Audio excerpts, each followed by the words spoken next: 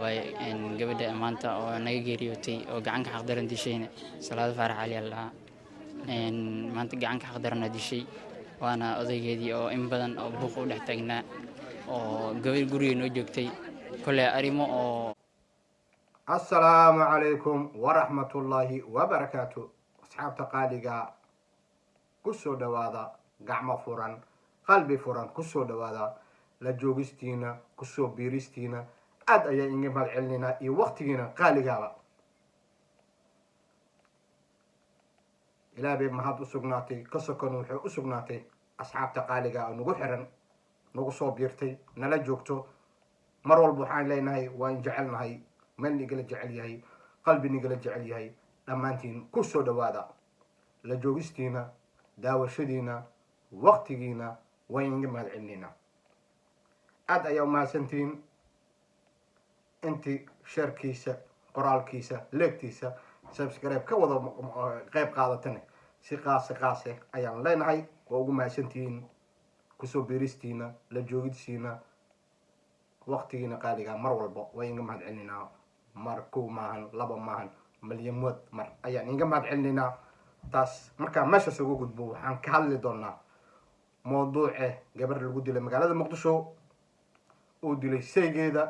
si arxan darro ah oo dilay waa wiig gudihiisa laba gabdhood oo lagu dilay magaalada Muqdisho aan dhigi karnaa tan qofkii dilay waaba la haayaaba kale taasna waxaan rajaynaynaa inay soo baxdo maxaa la yiraahdaa saygeeda ayaa wuxuu u dilay si arxan darro ah si bini'aadanimada ka baxsan waxaan ka codsanaynaa qof allaal qof ka qayb qaadan karto inay ka qayb qaadato soo qabashadiisa ninkaas gacan ku dhiiglaha oo gabartaas masaakiinta adduunka teeda dhamaatay laakiin oo loogu sababay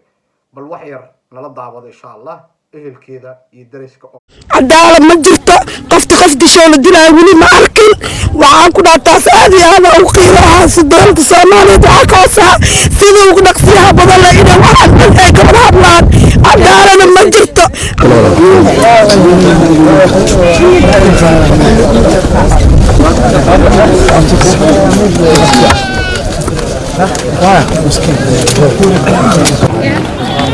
halkan waa qabuur ku yaala degmada Dowlad gobolka Banaadir waxaa lagu aasay goob Salaad Faarax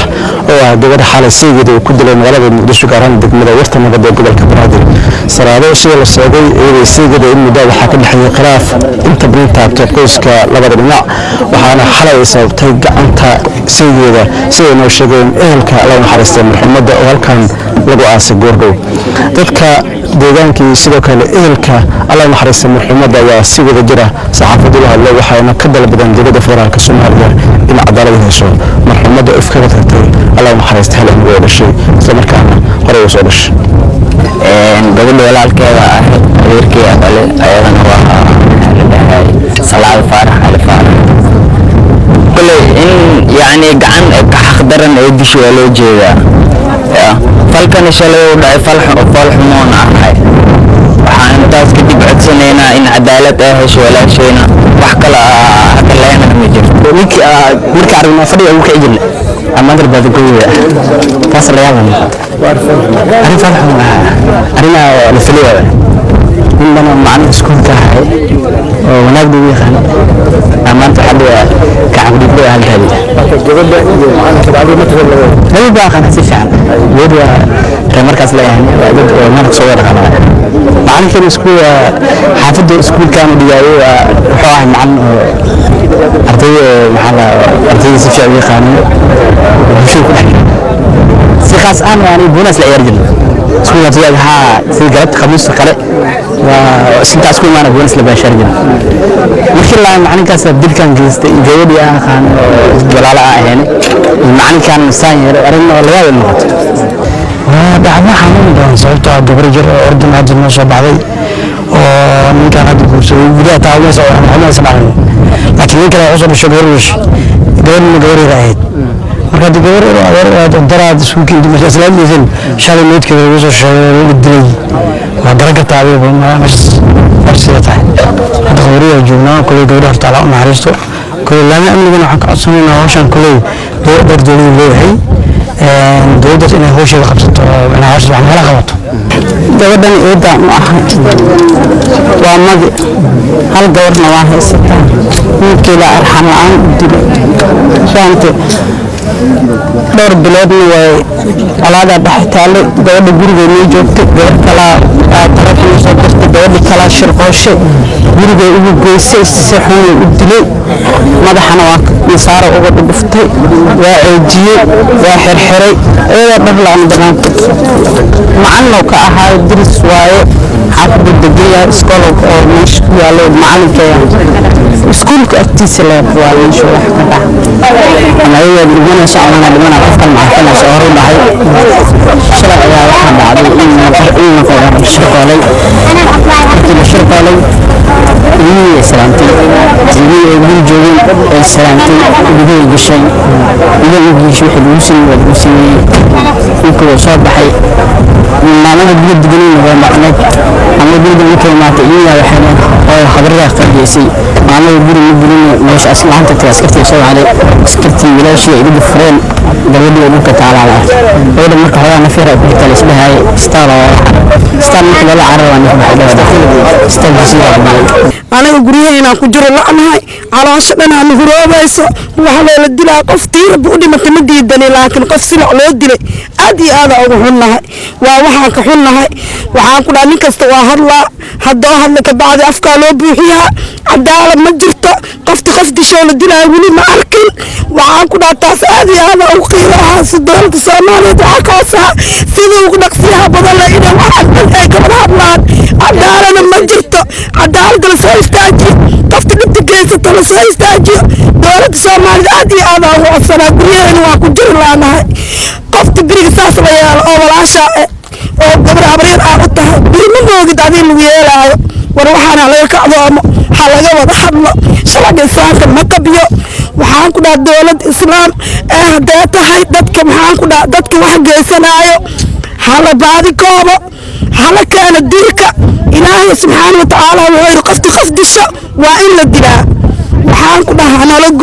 dadka halaga gooyo qof disho haddii la dili lahaa qof disho ma la arki lahaynin dhacdooyinka noocaana oo gagaxala ayaa inta badan kusoo badanaya Soomaaliya waddooyinkii lasoo dhaafay waxaana dadka ay dalbanayaan falka sida daawateen waa calol xumo waa geerin naxdin leh haba ahaato qofka hala dilo laakiin qofkii dilo haddaan lasoo qabanin oo loo qasqaasin ma laga baxaa dhibaatada maya waxaa fiican sharciga islaamka in dadkan horta lagu dhaqo sharciga islaamka markii lagu dhaqi lahay ummadda islaamka wax badan oo nasteexa lahaa noo imaa lahayd wax badan oo dadka hadda ay ku geesiyoobaan ku geesiyoomayba lahayn jaal laba beri ka bacdi odayaala la soo diraa $40,000 la keenaya gabarta masaakiinta ahayd cunugtay ka tagtay ehelkay ka tagtay sidii lagu laabaa ummadda dariska ahayd oo weli fajacsan sidii waxaa lahaa maxaa la yidhahdaa waa laga heshiis sharciga islaamka inuu qaba yahay yaa wanaagsan xataa maxaa yeelay qofka haddii la tusi lahay xanuunka oo dareemi lahay xanuunka oo dhila war wixii adigaa samaysay boqolkii neef diinta islaamka qabta keen haddii dhilahay waa dhibaatada meeraale hadda gabaraa shirqoosay aana lahay sida loo sheegayo okay gabartii shirqoosay iyadana xor waayo baledkay iska joogtaa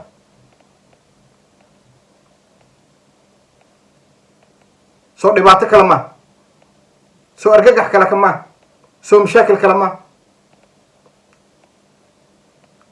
war maxaa dumarka Soomaaliyeed maalin walba midaa kursatiin iyo midaa dishiin idigoo qabtiin haddana dishiin maxaa keenaya haddana waxaan la yaabay waa isqabteenaan lahay okay waa haysteen bari dhana muran iyo dood ka dhexaysa waa ka dhexaysa muranka iyo dood ehelka gabarta waxaan wanaagsan qofka shalay iyadaa keensatay maanta haddii tiraahdo war may anfacay haddii tiraahdo war yaa lagu qasbin gabartii in madaxeeda loogu sii hayo